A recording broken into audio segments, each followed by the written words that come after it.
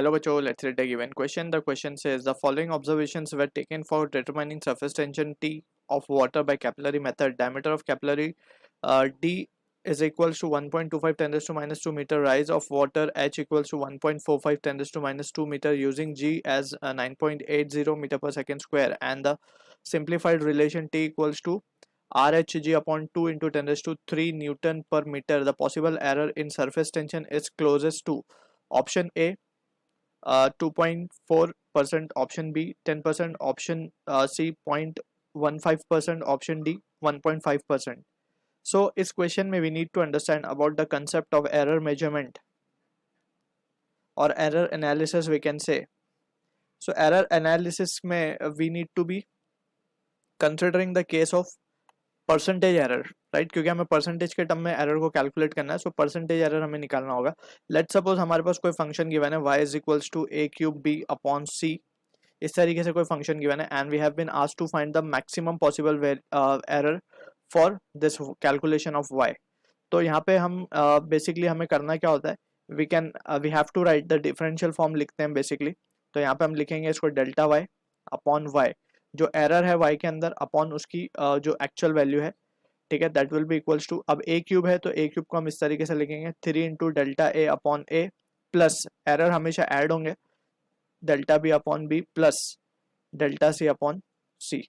इस तरीके से ये we write the values of it. ये हमें मिला है रिलेटिव एरर, राइट. अब इसको जस्ट हमें क्या करना होगा, मल्टीप्लाई विथ 100. सो हमें क्या मिल जाएगा, percentage, in terms of percentage मिल जाएगी ये चीज़ें, ठीक है. अब यहाँ पे ये चीज़ को हमें, ये जो रिजल्ट हमें मिल रहा है ये जस्ट डिफरेंशिएट करने के बाद मिल रहा है. सो जस्ट हमें रिजल्ट्स को याद रखना है and we need to write इसी फॉर्मेट में हमें जो भी वैल्यूज गिवन होती है वो लिखनी होती है, ठीक है, to calculate the percentage error. अब यहाँ पे बोला गया हमें पॉसिबल एरर फाइंड करना है या फिर मैक्सिमम पॉसिबल एरर. तो इसके लिए हमें एक चीज़ याद रखनी होगी कि जो ये डेल्टा वाले टर्म्स हैं जो एरर नोटिफाई करते हैं जिसमें पॉसिबल एरर होता है, ये बराबर होते हैं लीस्ट काउंट के. Least count signifies the error के कितना एरर हो सकता है, possibility of error we can say, possibility of error. इसको हम समझते हैं थोड़ा सा, उसके बाद वी विल प्रोसीड. तो यहाँ पे अगर लेट सपोज ये जो मेजरमेंट्स हैं, अब यहाँ पे मेजरमेंट लेट से फॉर एग्जांपल मैं बात कर रहा हूँ लेट से डायमीटर की. अब डायमीटर मुझे कैसा दिया हुआ है, 1.25 10 रेज़ टू माइनस 2 मीटर. अभी फिलहाल के लिए मैं ऑर्डर को निग्लेक्ट कर रहा हूँ, मैं जैसे 1.25 पे कॉन्सेंट्रेट करता हूँ. अगर मैं इसको नॉर्मल मीटर जो हमारी नॉर्मल स्केल होती है जिससे हम मेजरमेंट करते हैं, अगर मैं उससे इसको मेजर करूं तो हमें पता है फॉर अ नॉर्मल स्केल जो हम यूज करते हैं, वो स्केल का जो लीस्ट काउंट होता है वो होता है 0.1 सेंटीमीटर, राइट. इसके बियॉन्ड वो मेजर नहीं कर पाता, ठीक है ना. एक्यूरेसी उसकी 0.1 तक ही है, या फिर लीस्ट काउंट उसका 0.1 है. To be precise this is the least count of a normal measuring scale. लेकिन यहाँ पे अगर हम मेजरमेंट को देखें तो ये 2 डेसिमल तक मेजर हुआ है, तो यानी कि इसका जो लिस्ट काउंट होना चाहिए that should be signifying 0.01. List count इसका कितना होना चाहिए, इसका होना चाहिए लिस्ट काउंट 0.01, क्योंकि अप टू 2 डेसिमल तक इसको मेजर किया गया है. और 0.01 सेंटीमीटर की अगर मैं बात करूं तो ये किसका लिस्ट काउंट होता है, ये लिस्ट काउंट होता है in centimetre. We have to write, यहाँ पे लिख देते हैं हम, it is the least count of vernier caliper, ठीक है. और इसको ऑब्वियसली हम सेंटीमीटर में कन्वर्ट करेंगे ये वैल्यू को, तो 1.25 ही आएगी सिर्फ, ठीक है ना. So this is what the situation we need to be clear with. अब ये डेल्टा की जो एरर के फॉर्म वैल्यूज हैं वो हमें 0.01 ही लेने पड़ेंगे दोनों केस के लिए. डी में भी हम देख सकते हैं अप टू 2 डेसिमल तक वैल्यू गिवन है 1.25, एच में भी 1.45, यानी कि ये दोनों में ही जो मेजरमेंट हुआ होगा वो obviously it is from vernier caliper, ठीक है. सो ये चीज़ें हमें समझते हुए we have to answer the question, right. So just अब हम क्या लिख सकते हैं, टी की जो वैल्यू है हमें पॉसिबल एरर निकालना है सरफेस टेंशन का ही.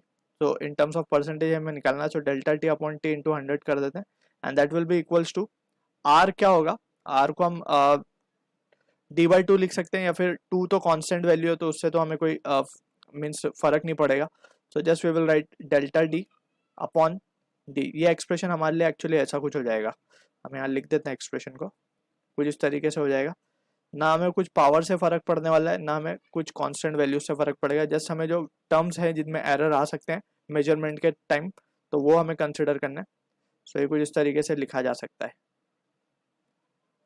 अब जी अगेन जी की अगर हम बात करें so it is again an constant value, so हम इसको भी कंसिडर नहीं करेंगे and just it has to be multiplied with 100 to get the value in percentage. ठीक है, so now we will substitute the values and while substituting the value we have to be careful.